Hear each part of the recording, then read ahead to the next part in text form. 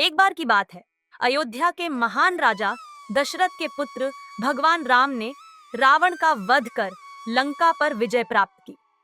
वह अपने भाई लक्ष्मण, पत्नी सीता और भक्त हनुमान के साथ अयोध्या लौटे। पूरे नगर में उत्सव का माहौल था और हर गली में दिए जल रहे थे। यह वही दिन था जब दीपावली मनाई जाती है। विजय की खुशी में सभी नगरवासी भगवान राम का स्वागत करने के लिए एकत्रित हुए। जैसे ही भगवान राम नगर में प्रवेश करते हैं, लोग उनके दिव्य स्वरूप को देखकर मंत्रमुग्ध हो जाते हैं। राम का चेहरा हल्की मुस्कान से चमक रहा था। उनकी आंखों में प्रेम और दया की झलक थी। नगर के बीचों बीच एक वृद्ध महिला खड़ी थी, जिसकी आंखों में आंसू थे। भगवान राम ने उसे देखा और अपने हाथों से आशीर्वाद देते हुए उसकी ओर बढ़े। महिला ने कांपते हुए कहा, प्रभु, मैं वर्षों से आपकी राह देख रही थी। मेरे जीवन का अब कोई दुख नहीं। अब मैं तृप्त हूं।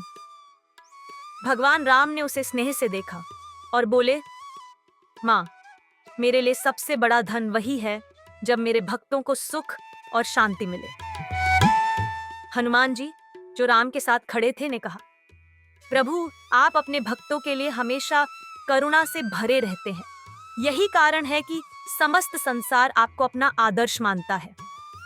उस समय भगवान राम ने देखा कि एक छोटा बालक उनके चरणों के पास आया और बोला, प्रभु, मैंने सुना है कि आप सबसे बड़े योद्धा हैं। क्या आप मुझे आशीर्वाद देंगे कि मैं भी आपकी तरह वीर बनूं? राम ने बालक को आशीर्वाद दिया और कहा, वीरता केवल बाहुबल से नहीं, बल्कि सत्य और धर्म के मार्ग पर चलने से आती है। जब भी तुम किसी कठिनाई में फंसो, बस सच्चाई का साथ देना। फिर कोई भी शक्ति तुम्हें पराजित नहीं कर सकती। वहां खड़े सभी लोग भगवान राम के उपदेशों को सुनकर भाव विभोर हो गए। उन्होंने भगवान राम की जय जयकार की और नगर में एक बार फिर दियों की पंक्ति जल उठी। उस रात जब सभी लोग सोने चले गए, भगवान राम ने एकांत में बैठकर आकाश की ओर देखा और मुस्कुराए।